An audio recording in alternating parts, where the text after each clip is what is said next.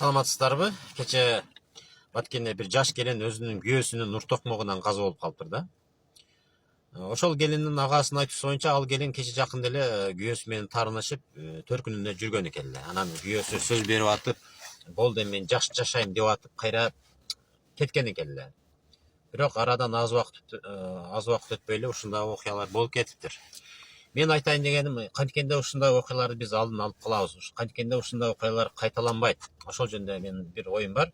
Эми мен сиздерди баардыгыңыздарды чакырбайм ушундай кылыңыздар деп. Анткени алысмын, просто жекече оюм да.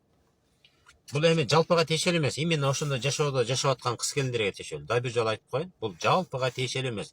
Именно ошондой жашоодо жашап аткан, жанагындай күнүгө зордук зомбулук, күнүгө чаң тополон, күнүгө ур токмок жеп аткан кыз келиндерге тиешелүү да. Эгерде сиздер ошондой жашоодо жашап атсаңыздар, анда сиздер кайтып келишиңиздер керек. Уят, сыйыт, намыс дегенди жыйыштырыңыздар.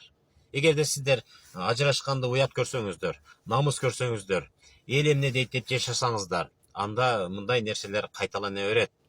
Мындай нерсени биз токтото албайбыз. Сиздерге эч ким жардам бере албайт анда. Сиздер мындай түшүнүшүңүздөр керек. Мындай сиздер ата энеңиздерге, бала чакаңыздарга керексиздер. Андан дагы адам өмүрү деген, өзүңүздөрдүн өмүрүңүздөр. Адам өмүрү бул эң жогору, эң кымбат нерсе бул. Бул эч бир намыс, эч бир уят бул адам өмүрүнөн жогору турбашы керек. Ушуну түшүнүңүздөр, урматтуу кыз келиндер. Эми дагы бир жолу айтып коеюн, бир шапалак же болбосо кандайдыр бир уруш жаңжал болуп кетсе, кайтып келе бербеңиздер. Именно мындай ошондой жашоодо жашап аткан кыз келиндерге гана тиешелүү да.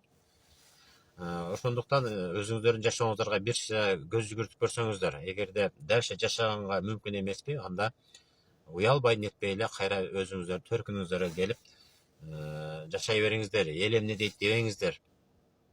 Анткени өзүңүздөрдүн өмүрүңүздөр, өзүңүздөрдүн ден соолугуңуздар өзүңүздөргө гана керек. Андан дагы бала чакаңыздарды чоңойтушуңуздар керек. Ата энеңиздерге сиздер керексиздер. Албетте эч ким адашпасын, эч ким ажырашпасын, эч бир жаш бала жетим калбасын. Бирок ошондой болсо дагы именно ошондой жашоодо жашап аткан кыз келиндер өздөрүнүн жашоосуна бир сыйра көз жүгүртүп койсо деген эле ой. Аман болуңуздар.